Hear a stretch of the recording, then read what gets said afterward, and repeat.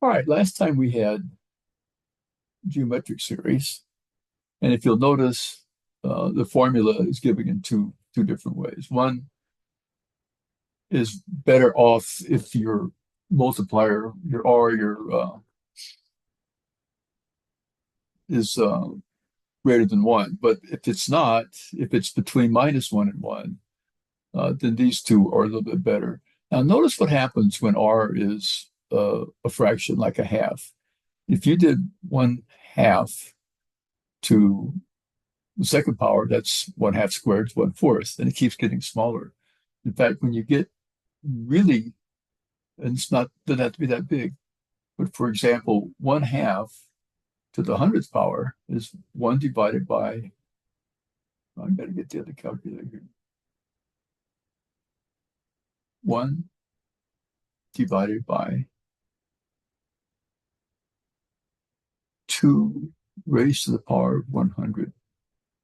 Once you see how close to zero this is, it's 7.8, blah, blah, blah. And the E minus 31 means times 10 to the minus 31st power. What that means is it's 1 over 10 to the 31st power, which is 0.0 followed by 30 zeros and a 1, 7. So that is really close to 0.00000, 30 of them. That's really close to 1, close to 0, excuse me. So when R is R to the n is close to 0, and it'll get there no matter how close to 0 is, as long as it's less. For example, I could say 0.99999999999. Now I'm going to raise that to the 100th power. And it's still 0.9 something. So now let me do that to the 1000th power. Now we get, wow. Yeah, fewer digits of 9. And it keeps going like that because infinity is really pretty far out there. So eventually, when R is a fraction here, then this R to the n is going to get really close to 0. And 1 minus 0 is basically 1. And so this becomes a sub 1 times 1. Now, how that helps us, believe it or not, is it helps us to work some problems where we have an actual infinite number, yikes, an infinite number of numbers to add. Now, if you can have an infinite series, and if it goes like this, 2 plus 4 plus 8 plus 16, it is a geometric series. But because 2 is not between -1 and 1, this is just going to add up to infinity. However, if you have a series like a sum from 2 to infinity, you have 3 times 5/7 to the k. That is also geometric. You can write out the first few numbers, and you can see starts off with k equaling 2, and there you have it. And it just keeps going on forever, and it will add up to something finite. Now here I've done it by hand. The multiplier is 5/7. The first term is 3 times 5/7 squared because it starts with 2. And then if you multiply that by 5/7, you get 3 times 5/7 cubed, and so on. So the way you solve this with paper and pencil, which a lot of people find, believe it or not, fun to do, you got to figure out the first term and in simplest form. So I go 3 times, 5/7 squared is 35/49. And that's multiplied by 3 over 1, understood, is 75/49. Now, because R is between -1 and 1, it has a finite sum, and the calculation is right here. It's the first term, 75/49, divided by 1 minus the multiplier, which is 5/7. Now, what we do to simplify the denominator, whatever the denominator is, if there is one here, like 7, you replace 1 with 7/7, because that's still 1. But now you can easily subtract 5/7 from 7/7 and get 7 minus 5 is 2/7.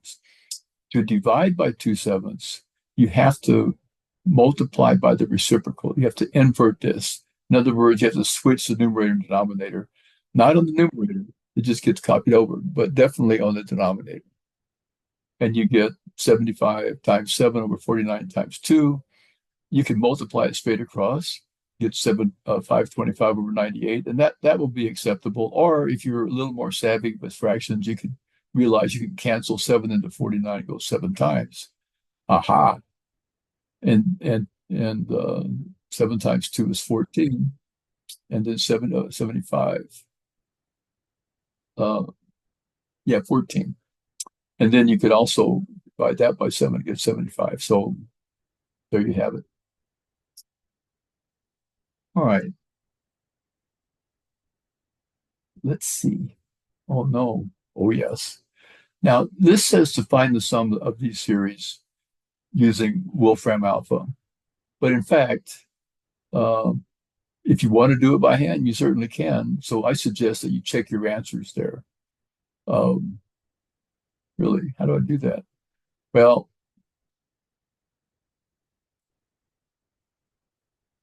let's give you an example. If I can find it.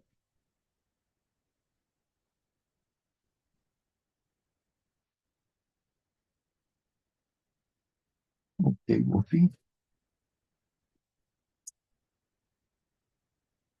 And we're going to get the sum from k equals 2, I believe, to infinity. And you got to spell everything right, or it might not recognize it. 3 times 5, 7 to the k.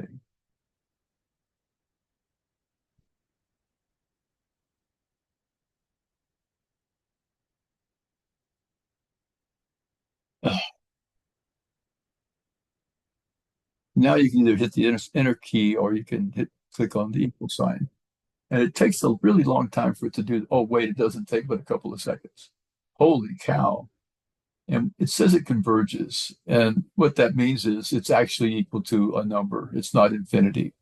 But if you have one of these problems on page 20 something, 50 something, excuse me, one of these does not converge. And you could probably figure out which one if you look at what's being raised to the k power.